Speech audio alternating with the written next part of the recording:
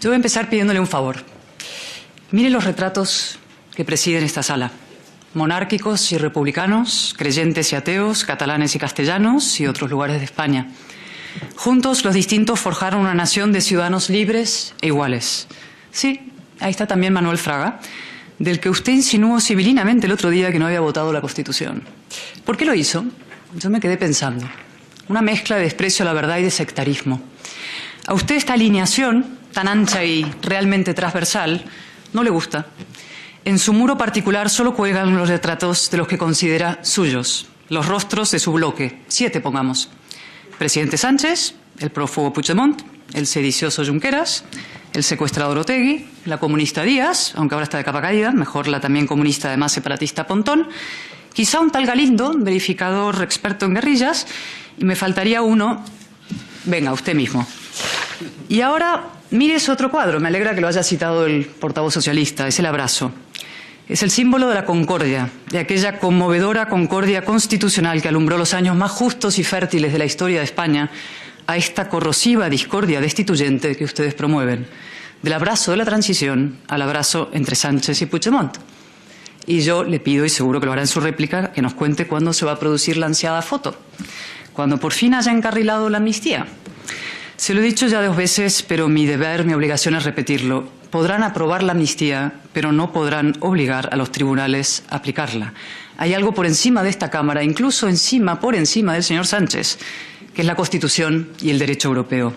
Cuanto antes dejen de engañar a sus socios, mejor, pero claro, ahí nos quedaríamos sin legislatura. Y no me va a ser a mí obligarme a caer en la vulgaridad de repetirlo de colorín colorado, pero en fin. Señor Bolaños, se habla mucho del muro del señor Sánchez, y es lógico. No es habitual que un presidente inaugure su mandato anunciando como objetivo principal de su gobierno la construcción de un muro contra la mitad que no le vota. Ni habitual, ni aceptable, ni democrático. Y sin embargo, pensándolo también, como todo lo que fabrican hoy en Moncloa, ese muro también tiene un poco de propaganda, o mucho de propaganda. En realidad ustedes no han venido a construir nada, ni siquiera un muro. Ustedes han venido a perforar el suelo de valores que compartimos la inmensa mayoría de los españoles, la inmensa mayoría de sus votantes y de los nuestros. El suelo que hace posible no ya la convivencia, sino la propia conversación entre los ideológicamente distintos. El suelo que pisamos no ya como españoles, sino como demócratas. Un demócrata no deroga la verdad como valor ni la igualdad como principio.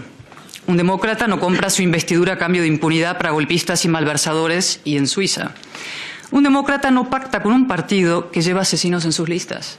Un demócrata no decreta que hay 2 terrorismos, uno que viola los derechos humanos y otro que me asegura los 7 votos que necesito para seguir en el poder.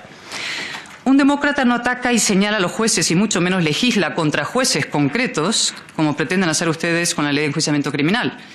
Usted decía la sinergia. No, la sumisión es lo que busca. Y, por cierto, supongo que en su réplica va a aprovechar para defender al juez García Castellón de los ataques que se han proferido aquí contra su persona, ¿no? Un demócrata, como le decía, desde ya no insiste en que hay que aprobar una amnistía para ahorrar trabajo a la justicia. Que decida directamente el Supremo Sánchez quién es culpable y quién es inocente. Un demócrata no gobierna sistemáticamente a golpe de decreto ley, ni convierte la presidencia de esta Cámara en una humillada correa de transmisión. Un demócrata no coloniza una a una todas las instituciones del Estado. Y ahí va la letanía del escándalo. Deme un segundito. Consejo de Estado, exministra socialista, anulada por el Supremo. Consejo de Estado, exvicepresidenta socialista, volantazo sobre la amnistía de por medio, luego lo veremos. Tribunal Constitucional, doblete, exministro socialista y exdirectora general socialista. Fiscalía General del Estado, exministra socialista.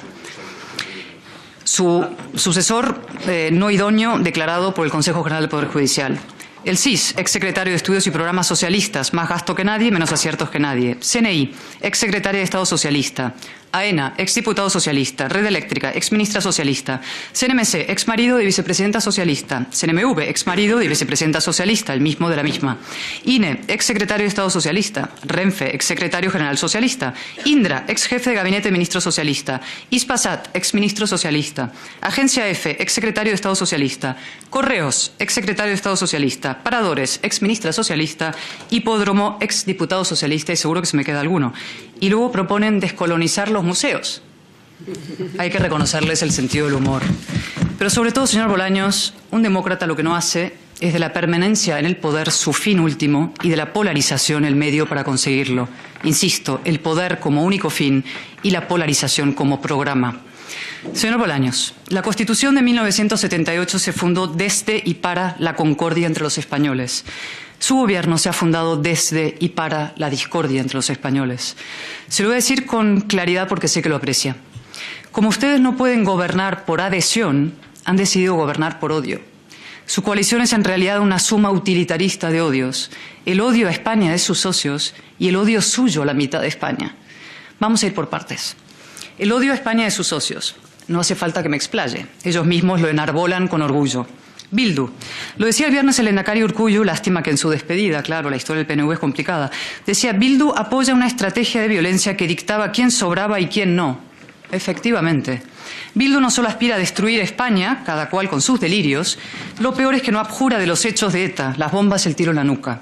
Y luego, que si la memoria democrática. Bildu rinde homenajes a terroristas, lleva asesinos en sus listas y humilla sin contemplaciones a las víctimas. Es un partido sin parangón en la Europa democrática. Y un inciso, está aquí la señora Aizpurúa, la escuchaba hace unos días en el debate sobre la reforma de la Constitución. Se explayó larguísimamente sobre el peso y la importancia de las palabras, decía. La diferencia abismal entre disminuido, discapacitado, lo que pesan las palabras. La misma señora Aizpurúa que en una entrevista decía, diferenciar tanto entre rechazo y condena no es nuestro problema. ¡Qué hipocresía! Pero claro, ¿qué será la hipocresía comparada con la apología del terrorismo, ¿no? Y yo le pregunto ahora, señor Bolaños, ¿a ustedes pactar con un partido así, blanquearlo, entregarle nada menos que la alcaldía de Pamplona, no les turba? ¿No les estremece? ¿No les sacude aunque sea mínimamente la conciencia? El nuevo líder del Partido Socialista de Euskadi ha dicho, yo jamás pactaré con Bildu. Y yo pregunto, ¿por qué en el País Vasco no y en Navarra sí? ¿Es que los navarros son de peor condición? ¿O es que en realidad ustedes saben que pactar con Bildu en cualquier lugar es una aberración política y moral y sin embargo les compensa? Me dirá, nos sacrificamos por la convivencia ya, por la convivencia entre el ego del señor Sánchez y su poder. Pactar con Bildu, señor Bolaños, no es solo legitimar el odio a España, es legitimar la concreta y brutal violencia ejercida contra miles de españoles. Y ahora vamos con sus socios catalanes. Estos sí que sienten un profundo afecto y amor por los españoles, sobre todo por los catalanes que se reconocen españoles. A eso los llaman ñordos, colonos y butiflers, los insultan en TV3, los desprecian como una charnega minoría de segunda, ¿no? Conoce, supongo, no ha dicho nada en su intervención, lo cual es alucinante, la iniciativa que están tramitando Junts y compañía del Parlamento de Cataluña para declarar la independencia de forma unilateral, otra vez. Dice en el texto, piden honrar el golpe del 1 de octubre y liberar la nación ocupada. Y entonces yo le pregunto, ¿eso forma parte de la convivencia, del reencuentro o de la España más habitable? ¿De qué parte de su relato forma parte? Todo su relato está en ruinas, señor Bolaños. Y otra pregunta, usted que todo lo sabe. ¿Cómo se explica que el señor Illa se negara a guardar un minuto de silencio por los 2 guardias civiles asesinados en Barbate? Igual que sus socios aquí ayer, ¿no? Qué falta de piedad, de verdad, y de decencia. Se lo pregunto yo con toda claridad, ¿por qué lo hizo el señor Illa? ¿Porque ha asumido el relato de que la Guardia Civil simboliza un Estado represor? Y tan represor. Bajo el hercúleo hiperliderazgo del señor Sánchez, cualquier delincuente, golpista o narcotraficante le pasa al Estado literalmente por encima. O porque uno de los guardias civiles era catalán y eso destroza los maniqueos esquemas identitarios de la doxa nacionalista. O porque lo apoyaban la iniciativa PP, Vox y Ciudadanos. Es difícil saber qué pesa más en esta deriva reaccionaria y, debo decir, suicida del Partido Socialista, si su sumisión moral al nacionalismo o su odio cegador a la derecha. En todo caso, la pregunta es hasta dónde va a llegar y el problema es que lo intuimos ya. Han eliminado el delito de sedición, han rebajado el delito de malversación, han indultado golpistas que amenazaban y están haciendo con volver a delinquir. Y ahora pretenden amnistiar a un prófugo cuya obsesión vital es la derrota total del Estado español y que está investigado por terrorismo, malversación y alta traición en complicidad con Vladimir Putin. Eso va a sentar divinamente en Europa, por cierto. Por cierto, honores, ya que estamos, para el mártir y héroe Navalny. Y por cierto también, qué formidable trayectoria la del señor Sánchez. Llegó al poder gracias a una moción de censura contra la corrupción y ha acabado comprando su investidura en una transacción corrupta, investidura por impunidad. Ya le pedí que me diera un antecedente de eso y espero que lo haga en la réplica.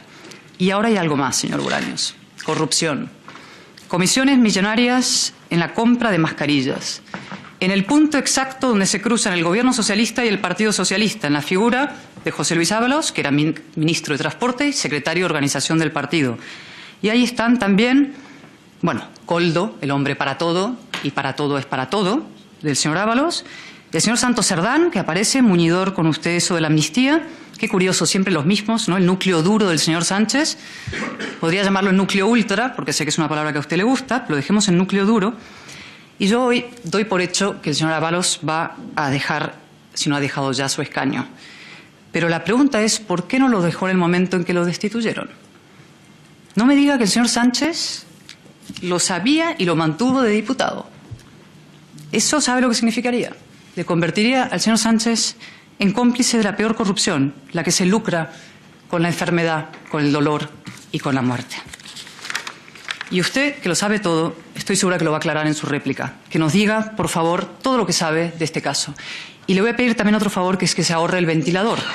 Porque ayer lo intentó el señor Sánchez desde Marruecos y se despeñó por el peor barranco de todos, que es el de las mentiras ya fracasadas. Ustedes, señor Bolaños, no solo legitiman, como decía, el odio del separatismo a los españoles, sino que le agregan el suyo propio en una perversa estrategia de divide y vencerás. Y de eso le voy a hablar ahora brevemente, presidente. Señor Bolaños, el odio tiene una larga tradición en España. Este es un país que se ha matado a sí mismo. La crueldad y la estupidez contra las que tan bien escribió Manuel Chávez Nogales. La Constitución enterró la guerra, la dictadura, el odio y la discordia. Fue la paz civil española, un monumento a la integración y a la reconciliación, hasta que la concordia se quebró. No la quebraron solo los nacionalistas, de hecho su lealtad a la Constitución nunca fue profunda ni sincera, como muy pronto advirtió el presidente Tarradellas, un gran estadista, un gran catalán y sí también un gran español. La quebraron ustedes.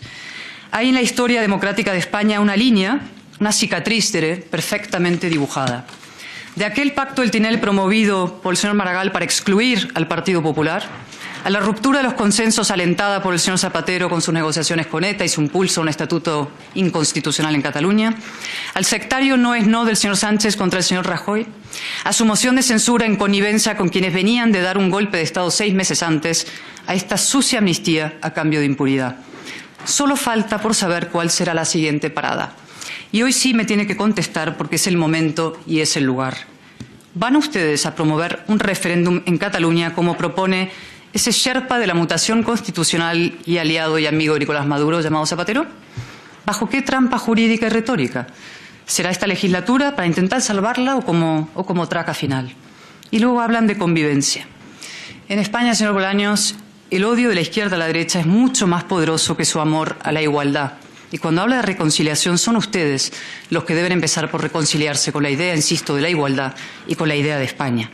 En realidad, señor Bolaños, ustedes buscan, anhelan una convivencia más estrecha con el separatismo para destruir la convivencia constitucional entre todos. Pero ¿sabe qué? Sí, lo sabe, porque me va conociendo. Pierda toda esperanza.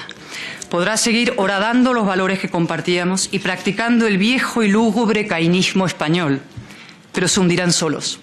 Galicia es solo un preámbulo. El Partido Socialista, como le dije ayer, ya es solo una bisagra de Esquerra, de BNG, de Bildu, un resto.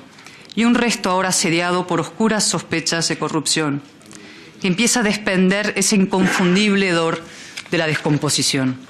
Pero el suelo de la nación española sigue firme. Los españoles no nos odiamos como los separatistas a España, ni como ustedes a nosotros. Hay una España cierta, arraigada, optimista y luminosa, que no se resigna, ni se cansa, ni se arredra. La concordia constitucional prevalecerá y la discordia destituyente fracasará. Y cuando lo haga, que será más pronto que tarde, entonces sí nos volveremos a abrazar. Muchas gracias.